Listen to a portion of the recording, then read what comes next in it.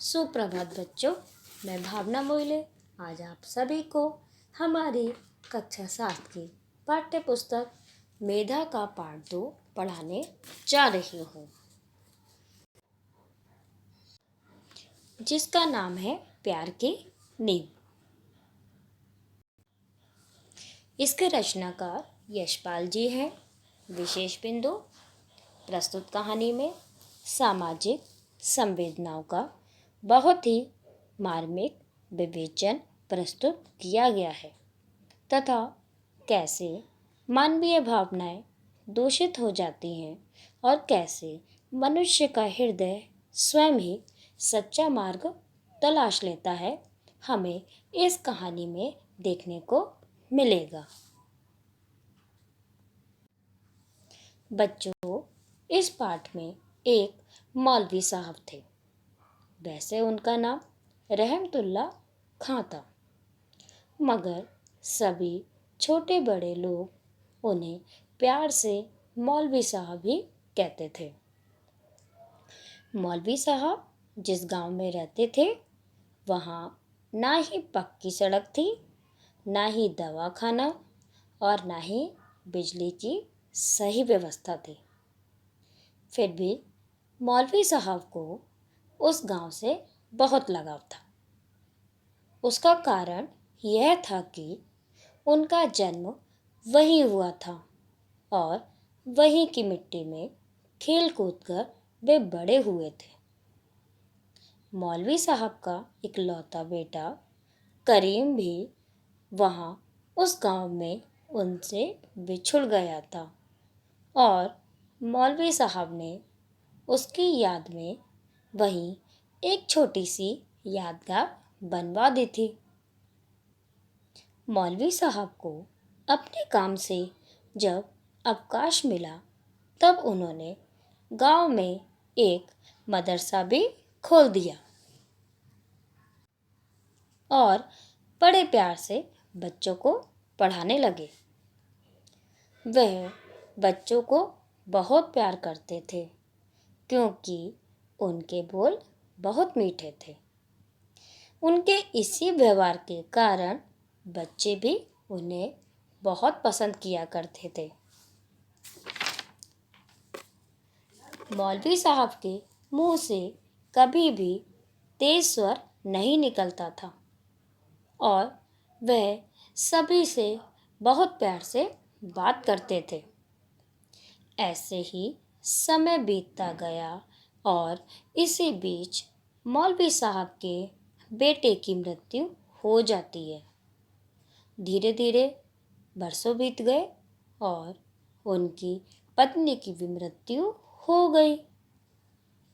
मौलवी साहब अपनी उम्र के उस पड़ाव को पार करते हुए उस अवस्था में पहुंच गए थे जहां उनके सर और दाढ़ी मूंछों के बाल भी सफ़ेद हो गए थे। अचानक देश में सांप्रदायिकता की आग भड़क उठी। बच्चों, सांप्रदायिकता का अर्थ होता है संप्रदाय और जाति धर्म के आधार पर लड़ाई झगड़ा होना। धीरे धीरे चारों ओर लूटपाट के दृश्य दिखने लगे। हर जगह भय और आतंक छा जाता है। लोग एक दूसरे की जान के दुश्मन बन जाते हैं। ये सब पहले शहरों में ही होता रहा, किंतु धीरे धीरे यह आग गांवों और देहातों में भी पहुंच गई। मौलवी साहब ने देखा कि इस कारण से उनके गांव के लोगों का भी बर्ताव बदलता जा रहा है। फिर भी वह उतने ही प्यार से बच्चों को पढ़ाते और गांव वालों के साथ बर्ताव करते रहे। एक दिन वह रात के समय सो रहे थे, तभी उस गांव के मुखिया का बेटा देवी वहां आता है और आकर मौलवी साहब से बोलता है, मौलवी साहब, आप यहाँ से चले जाइए। वे लोग आपको मार डालेंगे। तब मौलवी साहब बोलते हैं, कौन लोग बेटा और क्यों? मैंने तो किसी का कुछ भी नहीं बिगाड़ा है।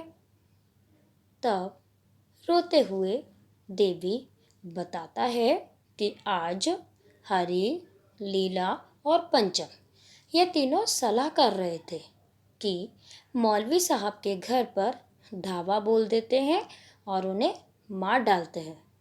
ऐसा बोलकर देवी जोर जोर से रोने लगता है। मौलवी साहब देवी से कहते हैं कि बेटा, तुम जरा भी चिंता ना करो, मुझे कुछ भी नहीं होगा। ऐसा बोलकर मौलवी साहब उसे जाने के लिए कहते हैं। उसके जाने के बाद मौलवी साहब को अपने ऊपर होने वाले हमले की चिंता नहीं थी। चिंता बस इस बात की थी कि क्या इंसान का प्यार केवल पानी के बुलबुले जैसा होता है जो जरा सी देर में फूट जाता है। बच्चों, क्या आपको पता है कि ये तीनों जो मौलवी साहब पर हमला करने वाले थे वे कौन थे? वे वही बच्चे थे जिन्हें मौलवी साहब ने बचपन में पढ़ाया था। यही सोचकर उन्हें बहुत दुख हो रहा था कि कल जिन्हें इतने प्यार से पढ़ाया वे बच्चे ही आज उनकी जान के दुश्मन हो गए हैं। और मौलवी साहब उस जगह से जाना भी नहीं चाहते थे। उनका मानना था कि मुसीबत के समय में जो कायर लोग होते हैं वही भागते हैं, और उन्होंने अपनी जिंदगी की इमारत को प्यार की नींव पर खड़ा किया था। बस कुछ ऐसी ही बातें सोचते हुए वे बेचैन थे। उन्हें अपने बेटे करीम और अपनी पत्नी फातिमा की भी याद आने लगी। वे चारपाई पर लेटे हुए थे। अचानक से उन्होंने क्या देखा कि वही लोग जो उन्हें मारना चाहते थे धीरे धीरे करके आगे बढ़ते हुए चले आ रहे हैं। मौलवी साहब चुपचाप लेटे रहे। उनमें से गिरधारी आगे बढ़ता है और अपने साथियों को इशारा करता है और छुरा अपने हाथ में ले लेता है।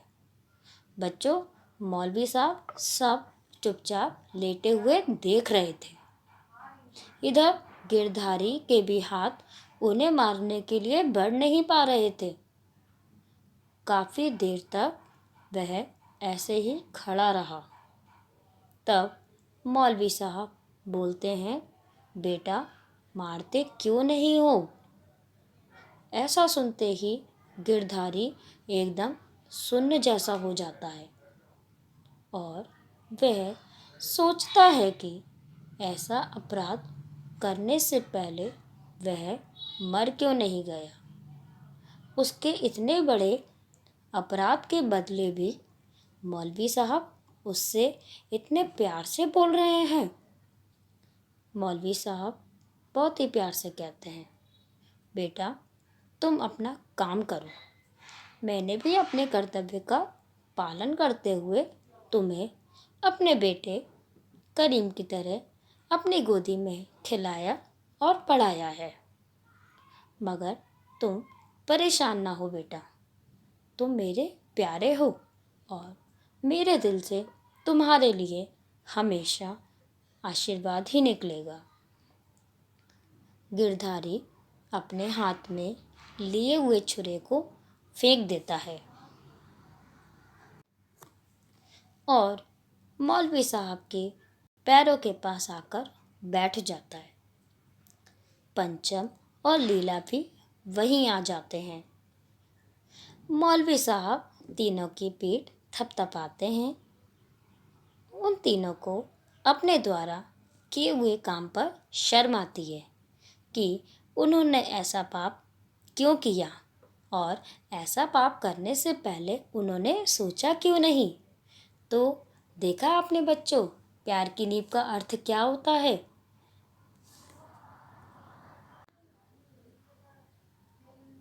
तो देखा बच्चों आपने, इस कहानी से हमें क्या शिक्षा मिलती है?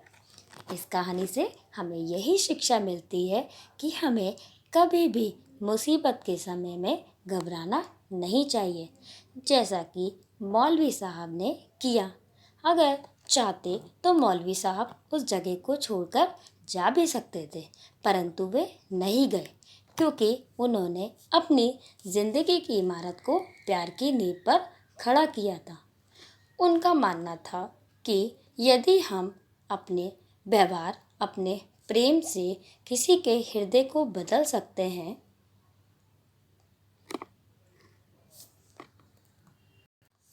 तो इससे बढ़कर कोई भी काम नहीं हो सकता।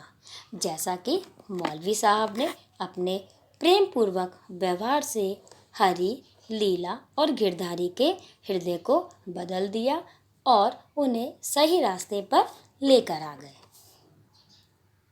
आइए बच्चों, अब हम इस पाठ में आए हुए कठिन शब्दों का अर्थ जान लेते हैं।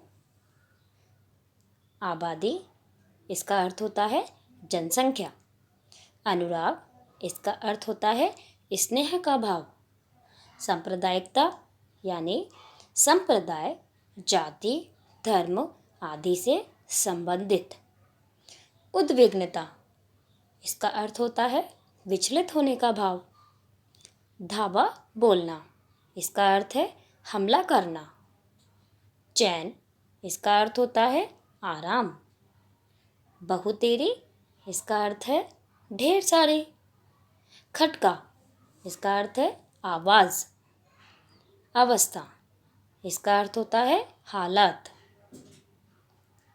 दोजक यानी नरक। संगी, इसका अर्थ है साथी, दोस्त या साथ वाले। अनर्थ, इसका अर्थ है अनहोनी। आशीष, इसका अर्थ होता है आशीष या आशीर्वाद। पाठ में आए हुए कुछ विलोम शब्दों का अर्थ जानते हैं।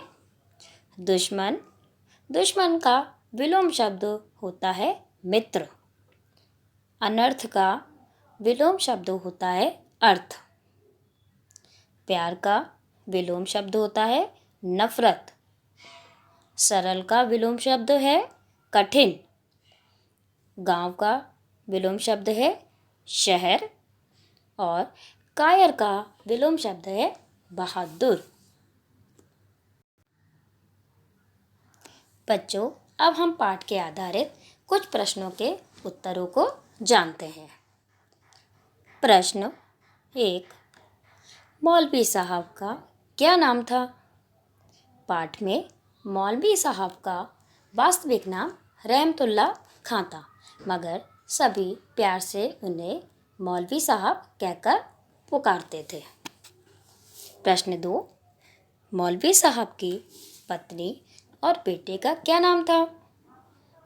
मौलवी साहब की पत्नी का नाम फातिमा और बेटे का नाम करीम था। मौलवी साहब को जब अपने काम से अवकाश मिला तब वे क्या करते हैं? उत्तर, मौलवी साहब को जब अपने काम से अवकाश मिलता है तब वह गांव में बच्चों के लिए मदरसा खोल देते हैं। मदरसा का अर्थ होता है एक छोटा सा विद्यालय, जहां वे बच्चों को पढ़ाते थे। अचानक देश में किसकी आग भड़क उठी? अचानक देश में सांप्रदायिकता की आग भड़क उठी और चारों तरफ लूटपाट के दृश्य दिखने लगे थे। लोग एक दूसरे की जान के दुश्मन बन गए थे। मौलवी साहब से गांव छोड़कर जाने की मिन्नतें कौन कर रहा था? मौलवी साहब से गांव छोड़कर जाने की मिन्नतें गांव के मुखिया का बेटा देवी कर रहा था। मौलवी साहब पर चाकू से हमला कौन करता है? मौलवी साहब पर चाकू से हमला गिरधारी करता है। कहानी के अंत में गिरधारी कहाँ आकर बैठ जाता है? कहानी के अंत में गिरधारी मौलवी साहब के पैरों के पास में आकर बैठ जाता है और हरि और पंचम भी वहाँ आ जाते हैं। बच्चों, पाठ में संज्ञा के बारे में बताया गया है, तो उसे समझने के लिए हम सबसे पहले संज्ञा की परिभाषा जान लेते हैं। किसी व्यक्ति, वस्तु, स्थान, जाति या भाव के नाम को संज्ञा कहते हैं। संज्ञा के 3 भेद होते हैं: व्यक्तिवाचक संज्ञा, जातिवाचक संज्ञा और भाववाचक संज्ञा। सबसे पहला है व्यक्तिवाचक संज्ञा। जिस शब्द से किसी विशेष व्यक्ति, वस्तु या स्थान के नाम का बोध होता हो, उसे व्यक्तिवाचक संज्ञा कहते हैं। दूसरा है जातिवाचक संज्ञा। जो शब्द एक ही जाति के सभी प्राणियों, वस्तुओं और स्थानों का बोध कराता हो, उसे जातिवाचक संज्ञा कहते हैं। तीसरा है भाववाचक संज्ञा। जो शब्द किसी व्यक्ति, वस्तु, स्थान के गुण, दोष, भाव या अवस्था को बताते हैं, उन्हें भाववाचक संज्ञा कहते हैं। अब हम सर्वनाम के बारे में जानकारी प्राप्त करेंगे। बच्चों, सर्वनाम किसे कहते हैं? संज्ञा के स्थान पर प्रयुक्त किए जाने वाले शब्दों को सर्वनाम कहते हैं। सर्वनाम के 6 भेद होते हैं। सबसे पहला है प्रश्नवाचक सर्वनाम, दूसरा है निश्चयवाचक सर्वनाम, तीसरा है अनिश्चयवाचक सर्वनाम, चौथा संबंधवाचक सर्वनाम, पांचवा पुरुषवाचक सर्वनाम, छठवा निजवाचक सर्वनाम। अब हम सर्वप्रथम प्रश्नवाचक सर्वनाम की परिभाषा जान लेते हैं। जो सर्वनाम संज्ञा शब्दों के स्थान पर आकर वाक्य को प्रश्नवाचक बना देते हैं, वे प्रश्नवाचक सर्वनाम कहलाते हैं। दूसरा है निश्चयवाचक सर्वनाम। जो सर्वनाम किसी व्यक्ति, वस्तु की ओर निश्चयपूर्वक संकेत करे, वे निश्चयवाचक सर्वनाम कहलाते हैं। तीसरा है अनिश्चयवाचक सर्वनाम। जो सर्वनाम अनिश्चित संज्ञाओं के स्थान पर आए, वे अनिश्चयवाचक सर्वनाम कहलाते हैं। चौथा है संबंधवाचक सर्वनाम। जो सर्वनाम शब्द किसी दूसरे सर्वनाम शब्द से संबंध बताता है, उसे संबंधवाचक सर्वनाम कहते हैं। पांचवा है पुरुषवाचक सर्वनाम। जो सर्वनाम कहने वाले, सुनने वाले या जिसके विषय में बात की जाए उसका बोध कराते हैं, वे पुरुषवाचक सर्वनाम कहलाते हैं। और आखिरी यानी 6वें नंबर का सर्वनाम है निजवाचक सर्वनाम। जिन सर्वनामों का प्रयोग निजत्व का बोध कराने के लिए किया जाता है, वे निजवाचक सर्वनाम कहे जाते हैं। चलिए बच्चों, हमने आपको जो कहानी पढ़ाई थी, उसी के आधार पर कुछ प्रश्न करवाते हैं। सबसे पहला प्रश्न है, संज्ञा। संज्ञा की परिभाषा और उसके भेद बताइए। दूसरा प्रश्न है सर्वनाम। सर्वनाम की परिभाषा और उसके भेद बताइए। इसके अलावा मैं आपको कुछ पाठ के आधार पर प्रश्न भी देती हूँ, जिन्हें आपको कक्षा में करके लेके आना है। पहला प्रश्न, मौलवी साहब की चारित्रिक विशेषताएं बताइए। आपको इस प्रश्न में बच्चों बताना है कि मौलवी साहब में क्या क्या अच्छाइयाँ थी और वे बच्चों को किस तरह से पढ़ाते थे। उनका व्यवहार कैसा था, जिसके कारण से बच्चे उनको पसंद किया करते थे। दूसरा प्रश्न है, देवी अपने साथियों के विपरीत मौलवी साहब को अनहोनी की सूचना देने चला आया। क्या उसने ऐसा करके ठीक किया? बच्चों, इसे आपको पाठ के आधार पर बताना है कि क्या देवी ने सही किया मौलवी साहब को उनके ऊपर होने वाले खतरे की और हमला जो उनके ऊपर होने वाला था उसके बारे में बताकर ठीक किया, उनकी जान बचाने का प्रयास किया। मगर मौलवी साहब वहाँ से नहीं जाना चाहते थे। ये उनका सोचना था कि मुसीबत के समय कायर लोग भागते हैं और वे कायर नहीं थे। आपको कुछ ऐसी ही बातों को ध्यान में रखते हुए पाठ के आधार पर अपने प्रश्न का उत्तर देना होगा। अब तीसरा प्रश्न, आप अपने अध्यापक या अध्यापिका में कौन कौन से गुण देखना चाहते हैं। बच्चों, जैसा कि आप सभी पढ़ते हैं और आपको बहुत सारे शिक्षक पढ़ाते भी हैं और आपको पाठ के आधार पर ये बताना होगा कि आप अपने शिक्षक और शिक्षिका में कौन कौन से गुण देखना चाहते हैं। चौथा प्रश्न है, धर्म और संप्रदाय के नाम पर दंगा करने वालों को आप क्या संदेश देना चाहेंगे। बच्चों, जैसा कि आपको पता है कि धर्म और संप्रदाय के नाम पर जो लोग दंगा फसाद लड़ाई झगड़ा करते हैं वे लोग अच्छे नहीं होते हैं। उसी प्रकार से हमें उन्हें रोकना चाहिए और उनके इस काम के लिए उन्हें बताना चाहिए कि जो वे काम कर रहे हैं वो सही नहीं है